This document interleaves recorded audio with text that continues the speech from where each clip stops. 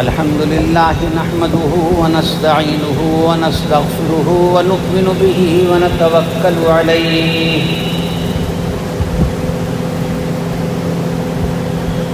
ونعوذ بالله من شرور أنفسنا ومن سيئات أعمالنا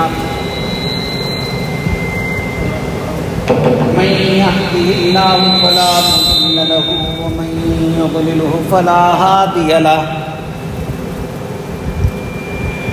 ونشهد أن لا إله إلا الله وحده لا شريك له ونشهد أن سيدنا ومولانا محمدا عبده ورسوله أما بعد فأعوذ بالله من الشيطان الرجيم بسم الله الرحمن الرحيم أفمن شرح الله صدره للإسلام فهو على نور من ربه فويل للقاسية قلوبهم من ذكر الله أولئك في ضلال مبين وقال تعالى ومن يرد الله أن يهديه يشرح صدره للإسلام صدق الله العظيم اللهم صل على محمد وعلى آل محمد كما صليت على إبراهيم وعلى آل إبراهيم إنك حميد مجيد اللهم بارك على محمد وعلى آل محمد كما باركت على إبراهيم وعلى آل إبراهيم إنك حميد مجيد میرے محترم دوستوں اور بزرگوں اور بھائیوں، اسلام بڑا لطف مذہب ہے۔ اس کے اندر جہاں اور فوائد ہیں وہاں یہ فائدہ بھی ہے کہ اسلام پر عمل کرنے والا، دینی احکام پر عمل کرنے والا پرسکون زندگی گزارتا ہے۔ دوسری بات یہ ہے کہ دین پر عمل کرنا یہ کوئی معمولی بات نہیں۔ دین پر عمل جب ہوتا ہے جب آدمی کی دل کی سختی دور ہو جائے، دین پر عمل جب ہوتا ہے کہ جب آدمی کا سینہ اسلام کے لیے کھل جائے۔ قرآن کی اصطلاح میں اس کو شرح صدر کہتے ہیں،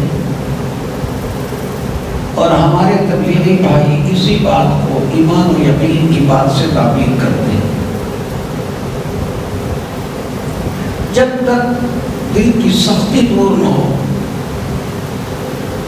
اور شرح صدر نصیب نہ ہو، اس وقت تک احکام پر عمل مشکل ہو جاتا ہے۔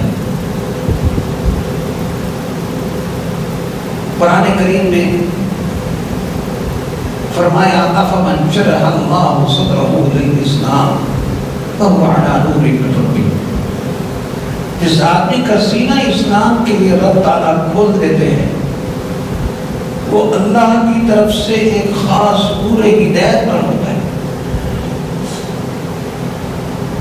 پھر فرمایا فویل للقاسیۃ قلوبہم من ذکر اللہ، ان دلوں کے لیے ہلاکت ہے جو سخت ہے اللہ کی یاد سے، یعنی اللہ کی یاد سے وہ دل نرم نہیں ہوتے بلکہ وہ سخت کے سخت رہتے ہیں، ان دلوں میں اللہ کی یاد اثر نہیں کرتی۔ دوسرے مقام پر قرآن نے فرمایا کہ جس آدمی کا سینہ اللہ تعالیٰ خود جس آدمی کی ہدایت کا اللہ تعالیٰ ارادہ فرماتے ہیں تو اس کے سینے کو اسلام کے لیے کھول دیتے ہیں، اور اللہ معاف فرمائے جس آدمی کی گمراہی کا اللہ ارادہ فرما لے، ان یضلہ یجعل صدرہ ضیقا، اللہ اس کے سینے کو تنگ کر دیتے ہیں، وہ دین پر عمل کرنے میں ایسی مشقت محسوس کرتا ہے گویا کہ کأنما یصعد فی السماء، گویا کہ اس کو یہ کہہ دیا گیا ہے کہ تو آسمان پر چڑھ۔ اسی حقیقت کو یوں بھی تعبیر کر سکتے ہیں کہ اللہ پاک جس کی ہدایت کا ارادہ فرماتے ہیں، اپنے قریب لانے کا ارادہ فرماتے ہیں، اس کو باتوفیق بنا دیتے ہیں،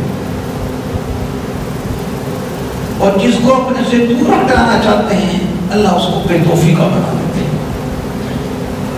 اس سے توفیق سلب ہو جاتی ہے۔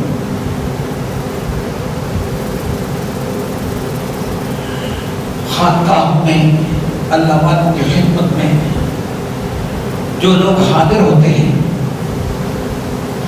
ان کی آمد کا مقصد یہی ہوتا ہے کہ ہم باتوفیق بن جائیں، اور میرا بھائی توفیق والوں سے ملتی ہے، محبت والوں سے ملتی ہے۔ مرشد اگر خود باتوفیق ہوگا تو اس کے مرید بھی باتوفیق ہوگا، اور اگر خدا نخواستہ وہ شخص جو ارشاد کے منصب پر بیٹھا ہے خود بے توفیق ہے تو اس کے مرید کیسے باتوفیق بن سکتے ہیں؟ مرشدین صادقین باتوفیق ہوتے ہیں، ان کے اپنے دل بھی نرم ہوتے ہیں، اور ان کے پاس بیٹھنے والے لوگوں کے دل بھی نرم ہوتے ہیں۔ نرم ہونے کا مطلب یہ ہے کہ اس میں دین کی بات، قرآن اور حدیث کی بات، خیر کی بات فوراً اثر کر جاتی ہے۔ اللہ اکبر، ذکر اللہ کی کثرت سے، صحبت صالحین کی کثرت سے حق جل شانہ یہ نعمت نصیب فرما دیتے ہیں، مگر نعمت نصیب اس کو ہوتی ہے جس کو چاہت ہو، جس کو چاہت ہی نہ ہو اس کو نعمت کہاں سے ملے گی؟ ہمارے حضرت رحمۃ اللہ علیہ فرمایا کرتے تھے بڑی عجیب بات کہ اصلاح اس کو نصیب ہوتی ہے جس کو چاہت ہے، اصلاح اس کو نصیب ہوتی ہے جس کو چاہت ہے، اور جس کو چاہت ہی نہ ہو اس کو اصلاح کیا نصیب ہوگی؟ اس لیے ہم سب اپنے اندر چاہت پیدا کریں، ارادہ کریں، پھر اس کے ساتھ اللہ والوں کی خدمت میں اللہ کے لیے جائیں۔ آج کل بہت سے لوگ اللہ والوں کی خدمت میں دنیا کے لیے آتے ہیں، مقدمہ فتح ہو جائے گا، مال میں برکت ہو جائے گی، کاروبار ترقی کر جائے گا، نظر دور ہو جائے گی، اور کیا اور دوسرے بہت سارے مقاصد ہوتے ہیں۔ نہ میرا بھائی، ہر دکان سے وہی سودا لینا چاہیے وہ جو اس دکان کا سودا ہے۔ یہ درد و محبت کی دکان ہوتی ہے، تزکیہ کی دکان ہوتی ہے خانقاہ، اس سے محبت اور محبت الہی کا سودا لینا چاہیے، قساوت قلبی دور کرنے کا سودا لینا چاہیے، اللہ کی یاد کا سودا لینا چاہیے، تزکیہ کا سودا لینا چاہیے۔ ذکر کثرت سے کرنے کا یہ اثر ہوتا ہے کہ رفتہ رفتہ دل میں نرمی پیدا ہو جاتی ہے۔ پھر ذکر کے ساتھ استغفار بہت ضروری ہے، بہت ضروری ہے۔ حدیث پاک میں آیا کہ رسول اللہ صلی اللہ علیہ وسلم نے فرمایا قرآن کی اس آیت کے بارے میں، کلا بل ران علی قلوبہم ما کانوا یکسبون، کہ آدمی جب گناہ کرتا ہے تو آدمی کے دل کے اوپر ایک نقطہ سیاہ لگ جاتا ہے، جب وہ توبہ کر لیتا ہے تو وہ نقطہ مٹ جاتا ہے، اور اگر توبہ نہیں کرتا تو اور گناہ کرتا ہے تو پھر اور مختلف کرتا ہے، حتیٰ کہ یہ کیفیت ہوتی ہے کہ اس کا سارا دل سیاہ ہو جاتا ہے۔ اور دل سیاہ ہونے کا مطلب کیا ہے کہ وہ بے توفیق ہو جاتا ہے، اس سے اللہ کی محبت ختم ہونا شروع ہو جاتی ہے، اور گناہوں کا انجام اللہ مجھے آپ کو بچائے وہ کفر تک پہنچتا ہے۔ بہرحال حضرات صحابہ کرام رضی اللہ عنہم اجمعین کا ذوق اور مزاج بڑا عجیب بنا کر گیا تھا رسول اللہ صلی اللہ علیہ وسلم کی صحبت میں رہنے۔ جب شرح صدر کی بات ہوئی کہ جس آدمی کا اللہ سینہ کھول دیتے ہیں اسلام کے لیے فَهُوَ عَلَىٰ نُورٍ مِّن رَّبِّهِ وَمَن يُرِدِ اللَّهُ أَن يَهْدِيَهُ يَشْرَحْ صَدْرَهُ لِلْإِسْلَامِ، اللہ تعالیٰ جس آدمی کی ہدایت کا ارادہ فرماتے ہیں تو اس کے سینے کو اسلام کے لیے کھول دیتے ہیں۔ تو صحابہ نے پوچھ لیا کہ یا رسول اللہ یہ شرح صدر کی کوئی نشانی اور کوئی علامت بھی ہے؟ نبی کریم صلی اللہ علیہ وسلم نے 3 نشانیاں ارشاد فرمائیں۔ فرمایا تجافی امطار الغرور والانابۃ الی دار الخلود واستعداد الموت قبل نزولہ۔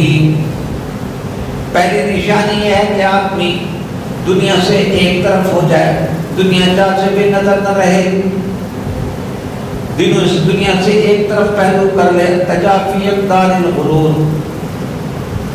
اور دوسری نشانی یہ ہے کہ بل انابۃ الی دار الخلود، اس کا رجوع ہر وقت آخرت کی طرف رہے۔ تیسری نشانی ہے استعداد الموت قبل نزولہ، موت آنے سے پہلے موت کی تیاری کر لے، ہر موت کی تیاری میں لگا ہے۔ اللہ اکبر۔ میرا بھائی اگر دل میں سختی ہے تو پھر یہ 3 کام کریں گے تو انشاءاللہ العزیز اللہ تعالیٰ سختی دور کر دیں گے۔ سختی دور ہونے کی نشانیاں یہی ہے۔ آج کل اللہ رحم فرمائے دنیا کے حسن و جمال کے اندر ہم لوگ مگن ہیں، دنیا کے کر و فر کے اندر ہم لوگ غرق ہیں، کلام بھی نہیں ہے دنیا کے بارے میں۔ کوٹھی والا ہے تو وہ کہتا ہے یہ کوٹھی بیچو اور دوسرے لو، یہ قالین نہ ہو اور دوسرے ہوں، 4 پیسے ہیں تو وہ کہتا ہے ایک کار نہ ہو دوسری ہو، ہر وقت یہ چکر پہ رہتا ہے۔ اللہ اکبر۔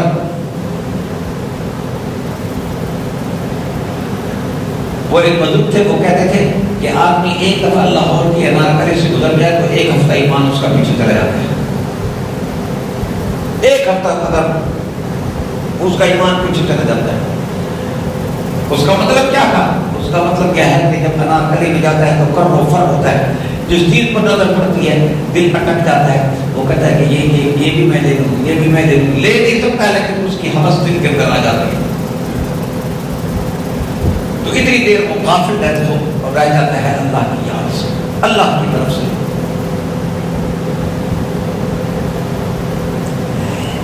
ایک مجذوب بزرگ تھے، ایک دکان کے سامنے کھڑے، وہ عطار کی دکان تھی، یعنی عطر فروش کی، اور آپ کو پتہ ہے عطر فروش کی دکان میں قسموں قسم کے عطر پڑے ہوتے ہیں۔ عطر کی دکان تھی تو وہ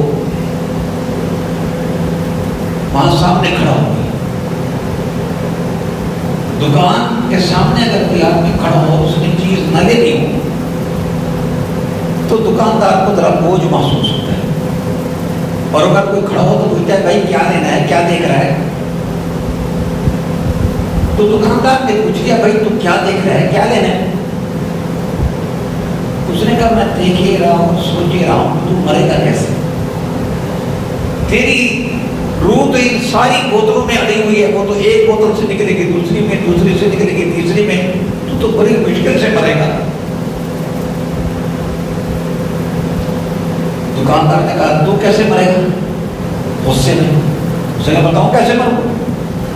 کوئی گدڑی تھی، وہ سامنے سڑک تھی، سامنے سڑک میں لیٹ گیا، گدڑی کو سر کے نیچے رکھ دی اور کلمہ شریف پڑھا اشہد ان لا الہ الا اللہ و اشہد ان محمد عبدہ و رسولہ، جا کے دیکھا تو وہ ختم ہو چکے،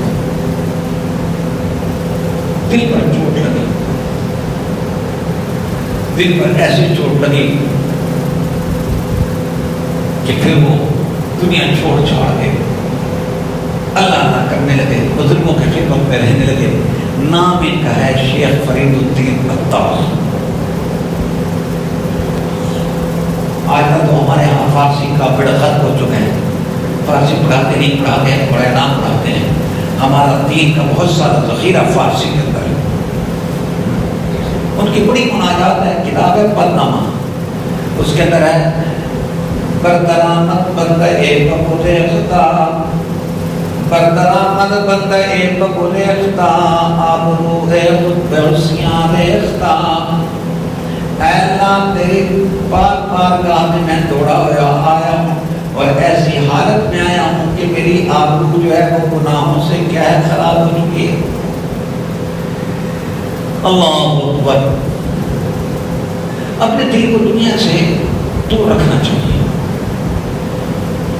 جتنی چیز ضرورت کی ہو وہ تو آپ ملے، ضرورت سے زیادہ نہ پڑے دنیا کے اندر۔ اسی واسطے بزرگان کہتے ہیں کہ تم نے دنیا کے اندر رہنا ہے، خالد بن روم کا فرمان ہے کہ دنیا میں رہنا ہے تو یوں سمجھ جیسے کشتی پانی میں ہے، پر ہے۔ اگر کشتی پانی پر ہو تو مفید ہے، لیکن اگر پانی کشتی میں آ جائے تو مضر ہے۔ اگر تو دنیا پر ہے تو اس میں کوئی حل نہیں، لیکن دنیا تیرے دل میں آ گئی ہے تو یہ مصیبت۔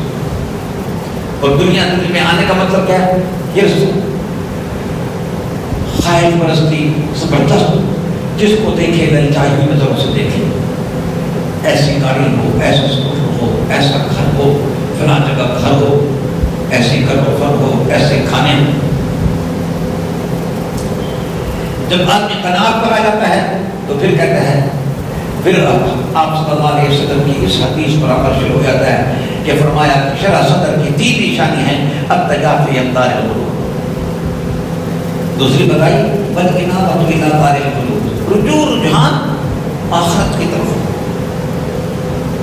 آج ہمارا عجیب و غریب حساب ہے، مختلف لوگ آ کر مختلف باتیں پوچھتے ہیں، یہ کبھی کوئی نہیں پوچھتا کہ کون سے عمل ایسے ہیں کہ جس کی وجہ سے میری روح آسانی سے نکلے۔ روح جب نکلے گی تو اس وقت مجھے سختی محسوس نہ ہو۔ کبھی سوچیے نہیں بات۔ سیدی مرشدی حضرت بریلوی رحمہ اللہ جب حجامت کروا رہے تھے تو نک چونے سے نئی بال کھینچے، تو ایک بال کھینچا تو حضرت کے منہ سے غیر اختیاری طور پر نکلا، اف۔ فرمایا ایک بال کے نکلنے سے کوئی اتنی تکلیف ہو رہی ہے، خدا معلوم جب سارے بدن سے روح نکلے گی تو کیا کرے، کیا حال ہوگا۔ کبھی سوچا ہے کہ قبر جو ہے نا کیا حال ہوگا قبر کا؟ سوال جواب میں پاس ہوتا ہوں کہ نہیں ہوتا۔ سیدہ عائشہ صدیقہ رضی اللہ تعالیٰ عنہ فرماتی ہیں کہ میری باری میں رسول اللہ صلی اللہ علیہ وسلم ہمیشہ رات کو اٹھ کر قبرستان چلے جایا کرتے تھے۔ اس وقت مدفون تو قبرستان میں صحابہ تھے۔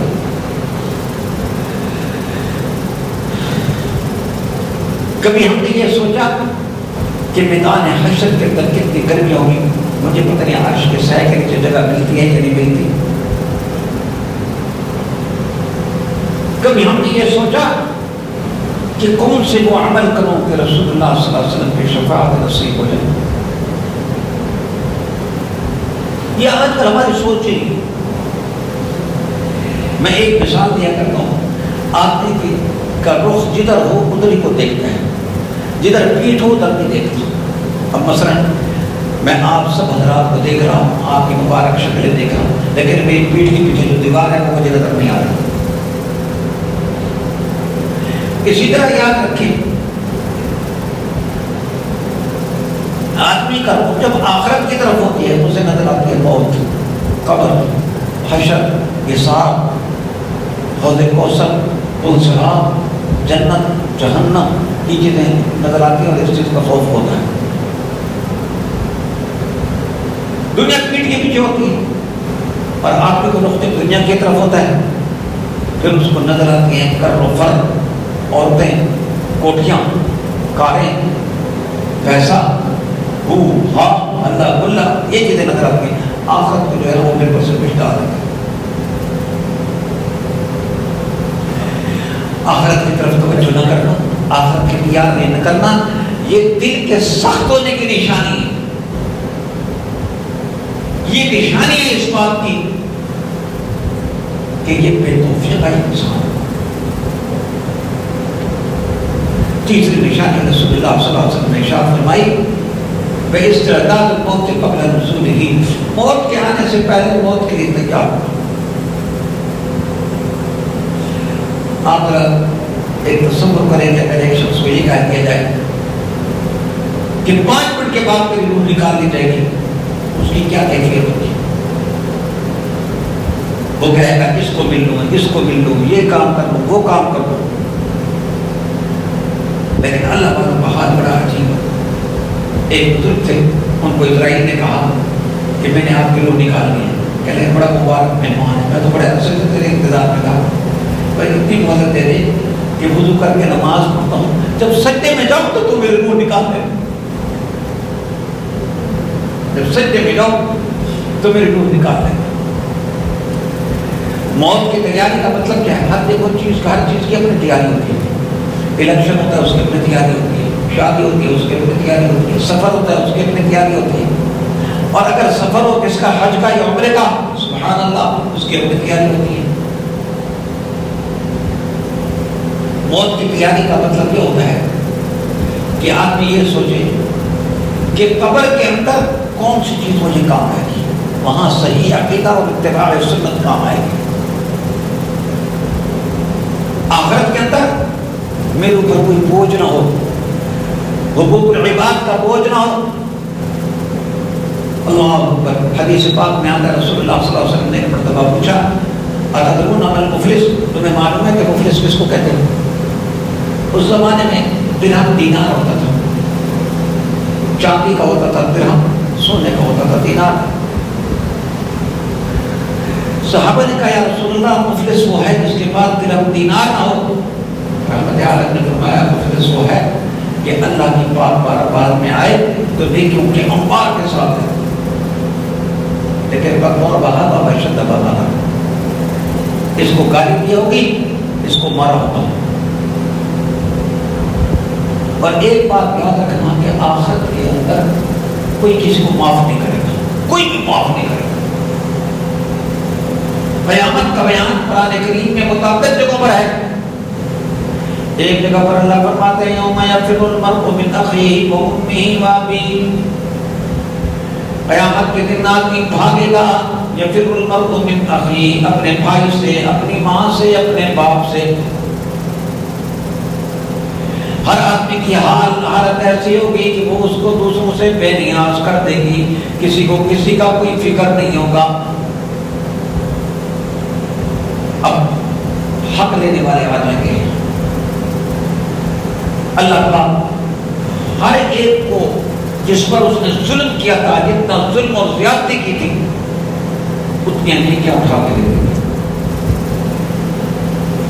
یہ آج کل ہم کوئی آدمی غریب مزدور ہمارے پاس کام کرتا ہے، ہم کئی دفعہ اس کو گالیاں دیتے ہیں، زیادتی کرتے ہیں. گھروں میں معاشیاں کام کرتی ہیں، ان کو ہم زیادتیاں کرتے ہیں ان پر. ایسا نہیں کرنا چاہیے. وہ آج مجبور ہے، کچھ نہیں کہہ سکتا یا کچھ نہیں کہہ سکتی، لیکن اللہ کی پاک بارگاہ میں ہر چیز کا ریکارڈ ہوگا. کل وہ آپ کی نیکیاں کو لے جائے گا. روایات سے معلوم ہوتا ہے کہ اس نے اتنی بے اعتدالیاں کی ہوں گی حقوق العباد کے بارے میں کہ نیکیاں ختم ہو جائیں گی، لیکن حق لینے والے باقی ہوں گے. یا اللہ آپ کیا کریں؟ حق جل شان فرمائیں گے کہ تم ان کے گناہ لینے کی اس کے اوپر دعوت دو. آیت اللہ کی پاک بارگاہ میں نیکیوں کے انبار کے ساتھ، اور نتیجہ یہ ہے کہ گناہوں کے انبار اس کو.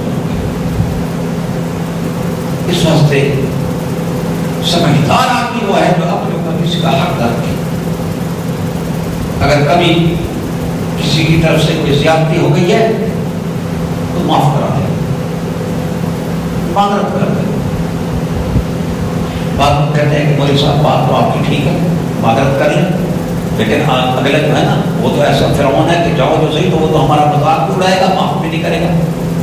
تو یہ بھی سن لو, رسول اللہ صلی اللہ علیہ وسلم کا ارشاد ہے کہ آپ نے فرمایا کہ اگر کسی کے پاس کوئی آدمی معذرت کے لیے آیا اور اس نے اس کی معذرت کو قبول نہ کیا تو قیامت کے دن وہ میرے حوض پر نہ آئے. قیامت کے دن وہ میرے حوض پر نہ آئے. ایک آدمی مسلمان ہے, وہ آپ سے مدد کر رہا ہے کہ جی مجھ سے غلطی ہو گئی, آپ اس کے سامنے دوسرے کا کام کرتے ہیں.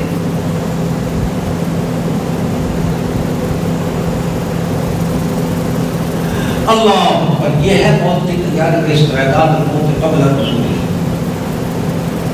نماز پڑھا کرے, اگر نماز قضا ہو گئی ہے اس کو پھر ادا کریں. نماز چھوڑے نہیں, نماز چھوڑنے والا اللہ سے دور ہو جاتا ہے. جو آدمی نماز چھوڑتا ہے اس کا ایمان خطرے میں. بے نمازی کا وہاں پر پورا حشر ہوتا ہے. اللہ 4 پیسے دے اور زکات واجب ہے, زکات ادا کرے. یہ ساری موت کی تیاری میں آتی ہے بات. ایمان کی سلامتی ہو, اتباع سنت ہو, نہ اپنے دل میں کوئی اللہ کا حق ہو, نہ اپنے دل میں کوئی بندوں کا حق ہو. پھر عبادات میں آدمی مگن کرے. ایک بات عرض کرتا ہوں, پتہ مجھے آپ کو نصیب فرمائے, سب کو نصیب فرمائے. حدیث پاک میں آتا ہے کہ جب اللہ تعالیٰ حساب شروع فرمائیں گے تو سب سے پہلے کہا گا کہاں ہیں وہ لوگ جن کے پہلو رات کو بستروں سے الگ رہتے تھے, تہجد گزار تھے. رحمت عالم نے فرمایا کہ کچھ لوگ کھڑے ہوئے وہ تھوڑے ہوں گے. اللہ تعالیٰ کو سب سے پہلے جنت کے اندر بغیر حساب کتاب میں چھوڑ دیں گے. اے اللہ اپنے فضل سے ہم کو موت کی تیاری کی توفیق نصیب فرما. ہمارے سینے کو اسلام کے لیے کھول دے. ہمیں اللہ اپنا حق ادا کرنے والا بھی بنا, اور اے اللہ بندوں کا حق ادا کرنے والا بھی بنا. اے اللہ ہم سب کا اسلام کے لیے شرع سینہ کھول دے اور شرع صدر کی نعمت سے ہم کو مالا مال فرما. میرا بھائی جو آدمی ذکر اللہ کثرت سے کرتا ہے اللہ اس کو شرع صدر نصیب فرما دیتا ہے. تھوڑی دیر بیٹھ کے ذکر کر لیا کریں. چلتے پھرتے یہاں سے گھر جا رہے ہیں, گھر سے یہاں آ رہے ہیں, آپ بازار جا رہے ہیں, آپ کوئی اور کام جا رہے ہیں, گاڑی پر جا رہے ہیں, سواری پر جا رہے ہیں, پیدل جا رہے ہیں, اپنے اللہ کو یاد کرتے ہیں. انشاءاللہ منزل اللہ پاک اس کی برکت سے سینہ اسلام کے لیے کھول دیں گے. وآخر دعوانا الحمدللہ رب العالمین.